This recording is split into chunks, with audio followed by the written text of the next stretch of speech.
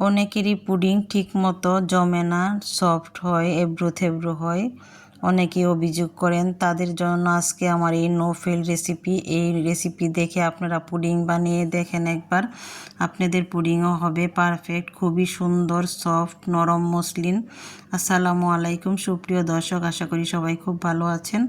তাহলে চলুন পুডিং তৈরির মূল রেসিপিতে আমরা চলে যাই।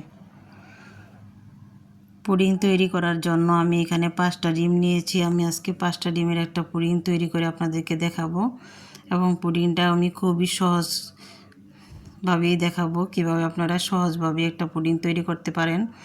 আমি প্রথমে ডিমগুলো ভেঙে একটা কাপে নিয়ে নিচ্ছি। এর কারণ হলো আমি কাপের মধ্যে কতটুক পরিমাণ নিচ্ছি সেটা মাপার জন্য এই মোল্ডে আমি পুডিংটা জমাবো।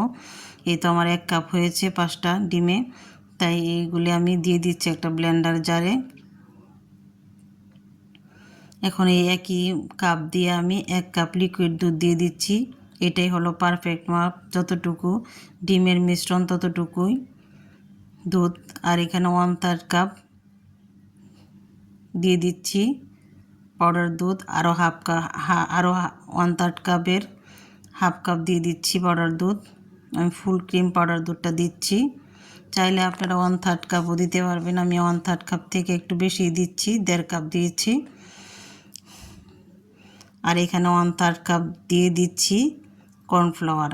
এটাই হলো আসল গোপন টিপস, এটাই আপনারা চেষ্টা করবেন কর্নফ্লাওয়ারটা দেওয়ার জন্য।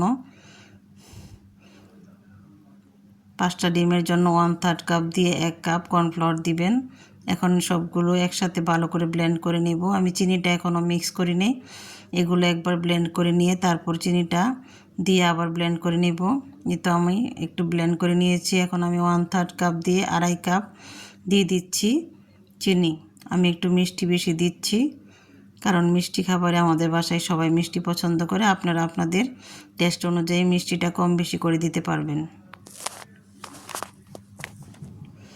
এখন আমি ব্লেন্ড করে নিয়েছি চিনিটা দেওয়ার পর। এদিকে আমি ক্যারামেল তৈরি করার জন্য মোল্ডটা চুলার উপর বসিয়ে দিয়ে 4 চা চামচ দিয়ে দিলাম চিনি, আর অল্প একটু পানি দিয়ে প্রথমে চুলার জালটা হাই করে দিয়েছি। এতে করে যখন এক সাইডে কালার চলে আসবে তখন আমি সব জায়গায় সমানভাবে ক্যারামেলটা মিশিয়ে দিব। এই তো আমার এক সাইডে কালারটা চলে আসছে। এখন আমি এক সাইডে দৌড়ে কালারটা সব জায়গায় সমানভাবে মিশিয়ে দিচ্ছি। যখন এক সাইডে কালার চলে আসবে তখন এভাবে সব জায়গায় কালারটা সমানভাবে মিশিয়ে দিতে হবে। এখন আমি চুলার জালটা অফ করে দিয়েছি, আর ক্যারামেলটা খুব ভালোভাবে সেট করে নিচ্ছি। এক সাইডে রেখে দিব।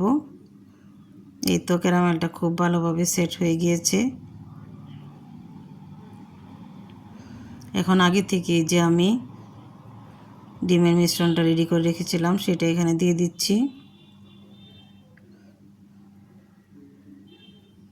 ঢাকনাটা দিয়ে আমি এটা এখন 30 মিনিটের জন্য ভাপিয়ে নেব। আমি একটা কারি কুকার নিয়েছি, ইলেকট্রিক কারি কুকার। এটার মধ্যে আমি 30 মিনিট ভাপ দিয়ে নেব পুডিংটা। আপনারা চাইলে চুলাতেও পুডিংয়ের মোল্ডটা বসিয়ে 30 মিনিটের জন্য ভাপ দিয়ে নিতে পারবেন। পানি দিয়ে দিচ্ছি আর ঢাকনা লাগিয়ে সুইচটা অন করে দিয়েছি। 30 মিনিট পর ফিরে আসছি। আমার পুডিংটা খুব সুন্দরভাবে রেডি হয়ে গিয়েছে। একটা টুথপিক দিয়ে আপনাদেরকে দেখিয়ে দিচ্ছি, টুথপিকটা ক্লিন এসেছে, তার মানে আমার পুডিংটাও খুব সুন্দরভাবে হয়েছে। এখন আমি 1 ঘন্টার জন্য নর্মাল ফ্রিজে রেখে দিয়েছিলাম। মোল্ড আউট করে আপনাদেরকে দেখিয়ে দিচ্ছি।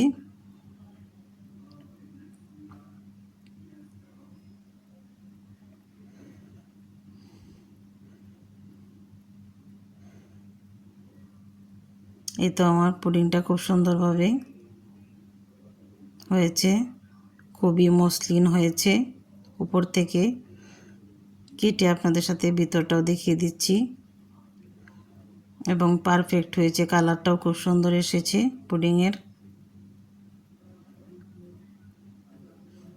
আপনারা বাসায় এইভাবেই পুডিং তৈরি করবেন। আর আমি যে গোপন টিপসটা শিখিয়ে দিলাম, কর্নফ্লাওয়ার, অবশ্যই কর্নফ্লাওয়ার দেওয়ার চেষ্টা করবেন, তাহলে আপনাদের পুডিংটা খুবই সুন্দর হবে, মসৃণ হবে এবং জমবেও,